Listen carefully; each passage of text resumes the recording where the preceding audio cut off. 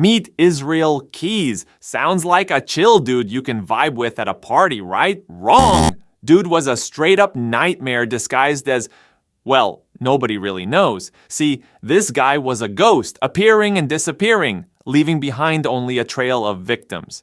We're talking bank robberies, arson, kidnapping. Israel Keys was a criminal mastermind who meticulously planned his attacks like a twisted chess game. He'd bury murder kits stocked with weapons and supplies all over the country. A chilling pre-game ritual for the horrors that were to follow. Think about it. You're hiking some remote trail feeling like a badass one with nature, then stumble across one of his little death stashes. Suddenly, those peaceful woods ain't looking so friendly anymore, are they?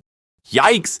From East Coast to West Coast, Keys left his mark. Investigators believe he could be connected to multiple disappearances and unsolved murders spanning freaking decades, making him one of the most prolific serial killers in recent history. So how did this absolute psycho operate? Buckle up, because it gets even crazier. See, Keys didn't have a specific victim type. He was an equal opportunity destroyer. He would randomly target people across the US, sometimes snatching his victims from their own darn homes. Dude would travel hundreds of miles to commit his crimes, then ditch back into the shadows. The FBI was playing a ridiculous game of hide and seek with this monster, always a few steps behind.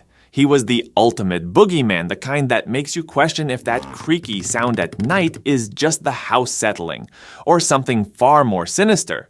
And unlike some attention-hungry creeps, Keys didn't leave a trail of taunting notes or messages for the cops. He was all about getting the job done, a cold, calculating machine of chaos.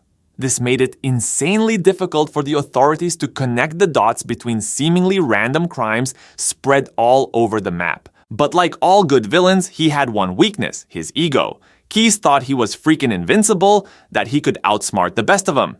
Turns out, even the most careful slip-ups can lead to your downfall. In 2012, he got sloppy. Keys kidnapped an 18-year-old barista named Samantha Koenig in Alaska, a decision that would ultimately be his demise. Keys thought he had another easy victory in the bag, but Samantha, she was one brave chick. She fought back, which, let's be real, completely throws off a psycho's well-laid plans. Frustrated, Keys ended her life, but his twisted game wasn't over yet. He used Samantha's phone and debit card trying to create a false trail and make it look like she ran away. Big mistake, buddy, because that got the attention of the authorities faster than you can say red flag. The FBI was hot on his tail, and after a crazy pursuit, they finally caught this monster in Texas. It's a small win, right? But the investigation was far from over. The real horror began when Keys started talking. Confessing to multiple murders, Keys relished in recounting his chilling deeds. He messed with investigators, revealing only bits and pieces of information like some sick game of cat and mouse. He described his brutal methods, the meticulous planning, the terrifying moments his victims faced. The details are straight outta nightmares. The scariest part? Even with all his bragging, Keys likely took the full extent of his crimes to the grave. He took his own life in prison, leaving behind a trail of unanswered questions, broken families, and the chilling realization that true evil knows no bounds.